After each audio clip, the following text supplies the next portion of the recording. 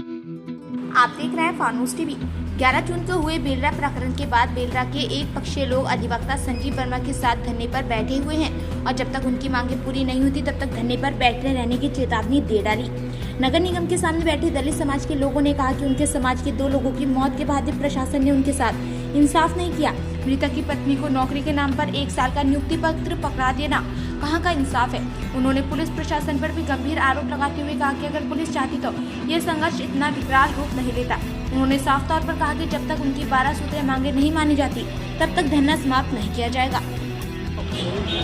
पत्रकार बंधुओं, ये ज्ञात नहीं हो पा रहा है कि शासन और प्रशासन क्यों दलित समाज से इतनी घृणा किए हुए है। 2 आदमियों की हत्याएं हो गई हैं, सैकड़ों की संख्या में लोग जो हैं उनके हाथ टूट गए हैं, पैर टूट गए हैं, महिलाओं को गंभीर चोटें आई हैं। बावजूद इसके इतना नुकसान होने के बाद भी शासन प्रशासन से बार बार ये दलित समाज के लोग गुहार लगा रहे हैं कि भाई हमारे साथ न्याय करो, हम पीड़ित परिवार हैं, पीड़ित पक्ष हैं, हमारे साथ न्याय करो। 12 सूत्रीय मांगों पर समझौता हुआ था, उनमें से कोई भी मांग पर कोई कार्रवाई करने को तैयार नहीं है। तो धरना चलता रहेगा।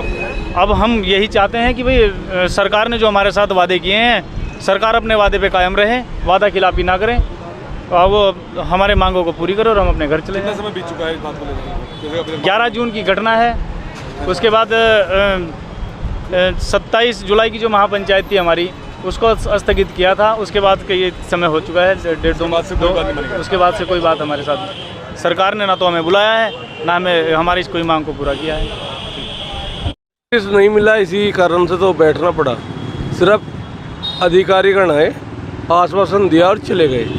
आज भी एक ऐसा काम हुआ कि मृतक जो है उसकी घरवाली को 1 साल के लिए ज्वाइनिंग लेटर दिया गया, 23-24 के लिए। आज ही दिया, आज ही साइन कराए। 1 साल बाद कौन देखेगा वे उसका परिवार। सिर्फ कोई आंदोलन ना हो, किसी तरीके से ये मामला रफा दफा हो जा, पुलिस बच जा, जो जाति करी इनके फैसले हो जा। इस वजह से भी 1 साल की नौकरी थी। कोई ऐसा लिखित में वो नहीं दिया कि हमारी जिम्मेदारी है जब तक बच्चे जवान हो। ठीक है ना, तो आश्वासन दे के चले गए और दबाव बना रहे कि फैसला कर लो। अब CBCID को जांच दे दी। कल SDM महोदय और SP देहात महोदय आए थे। मृतक के दोनों मृतकों की परिवार को बुलाया था, उनकी मैसेज गई थी, मैं भी साथ चला गया। पहली बार मैं इनकी किसी वार्ता में गया और मेरे से ही कहा जा रहा कि CBCID तो एक निष्पक्ष जांच एजेंसी है। भाई मेरे भी बाल उड़ गए सिर के देखते देखते। इन्हीं लोगों में से तो CBCID में है, इन्हीं के बेसमेंट है जो इनकी साथ ट्रेनिंग कर रहे हैं। उनमें से कुछ यहाँ पे हैं, कुछ CBCID में है। कल को वे यहाँ जाएंगे, CBCID में चले जाएंगे। जब मैं वहाँ पहुँचा, सबने कहा भाई एक बात तो बताओ, पुलिस इंस्पेक्टर को किसने मारा। सबसे पहला क्वेश्चन ही था एक का, IO है वो एक जांच का। जब उसकी मेंटलिटी पहले ही ये बन गई कि पुलिस वाले के साथ में मार पिटाई हुई, तो वो क्या निष्पक्ष जांच करेगा। निष्पक्ष जांच अगर जो उसे करनी होती तो किस कारण से दंगा हुआ उस चीज़ की होनी चाहिए थी, और फिर सारा का सारा लोड उस पर है जिस कारण से दंगा हुआ। सबसे बड़ा अपराधी वो आदमी है, वो अधिकारी है जिसके होते हुए ये दंगा हुआ।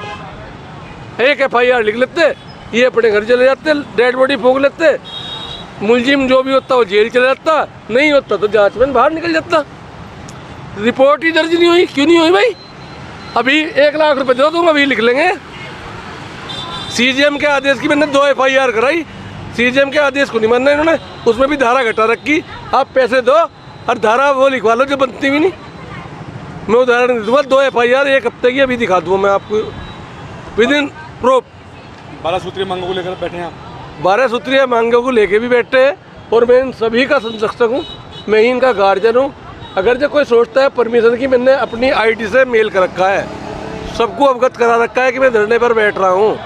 किसी को कोई शक हो तो मुझे मेरे पे मुकदमा लिख दो, मुझे जेल भेज दो।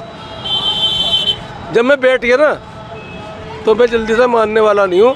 कोई सही आदमी आके वार्ता करेगा तो उसकी सुनी जाएगी। मैं भी लिखित में दूंगा, वो भी लिखित में देगा। और हो सकता है इसका निष्कर्ष निकल जाए। अभी कौन अधिकारी मिले हैं आपसे? अधिकारी क्या शासन का कोई आदमी है?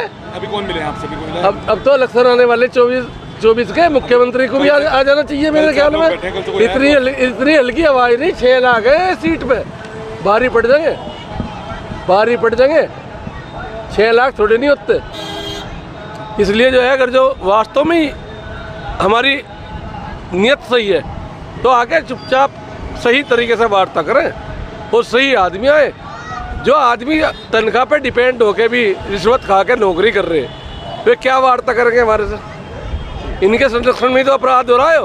अपराधी हमें बतावें, फिर जांच हमारी करवाएं, नोट खुद खावें। इसलिए जो है डरना चलेगा मेरे संरक्षण में। अब जहाँ तक मैं ऐसा करता हूँ, अगर जो मैं अपनी पाऊंगा तो पूरे उत्तराखंड के वकील भी इसी धरने पे मिलेंगे। वो बात दूसरे में इकट्ठे एक साथ नहीं करने का। आज अगर जो रुड़की का है तो कल को हरिद्वार का आ गए, कल को हरिद्वार का है तो परसों को ऋषिकेश के भी आ गए। मैं इसे जन आंदोलन बना दूंगा और इस काम के लिए मैं कुछ भी करूँगा, हदें पार करूँगा।